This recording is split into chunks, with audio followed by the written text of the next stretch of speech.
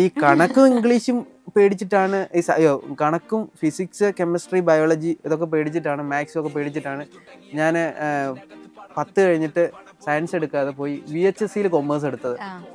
അപ്പോൾ ഈ സബ്ജക്റ്റ് ഒന്നുമില്ല, മാത്സ് ഇല്ല, വേറെ സബ്ജക്റ്റ് ഒന്നുമില്ല. എക്സ്ട്രാ കുറേ നമുക്ക് ടൈപ്പ്, വേർഡ് അങ്ങനെയുള്ള കുറേ സംഭവങ്ങൾ വരും. അപ്പോൾ അതൊക്കെ പഠിച്ചിങ്ങനെ നമുക്ക് പെട്ടെന്ന് നമുക്ക് സിമ്പിളായിട്ടുള്ള പരിപാടികൾ. പക്ഷേ നമ്മൾ VHSC പഠിക്കുമ്പോൾ ഉള്ള പ്രശ്നം എന്ന് പറഞ്ഞു കഴിഞ്ഞാൽ ഹയർ സെക്കൻഡറി പഠിക്കുന്നതിൻ്റെ ഡബിൾ സബ്ജക്റ്റ് പഠിക്കണം. അത്രയും സബ്ജക്റ്റ് കൂടുതൽ പഠിച്ച്, അതാണ് അതിൻ്റെ ഏറ്റവും ഇരട്ടിപ്പാട്. അത്രയും സബ്ജക്റ്റ് കൂടുതലും പഠിച്ച് പിന്നെ ഒരു തൊഴിലും പഠിച്ച് അതിൻ്റെ കൂടെ. +2 കഴിഞ്ഞപ്പോഴേ എനിക്ക് ISROയിൽ കിട്ടി.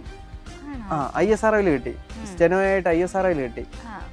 പക്ഷെ ഞാൻ പോയില്ല. ഞാൻ അന്നേരം വിചാരിച്ചെന്നാൽ ITA പോകാമെന്ന്. പിന്നെ ITA പോയി.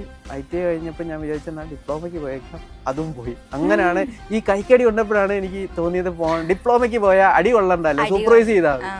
അങ്ങനെ സൂപ്പർവൈസ് ചെയ്യാൻ വിചാരിച്ചിട്ട് അങ്ങനെ പോയത്.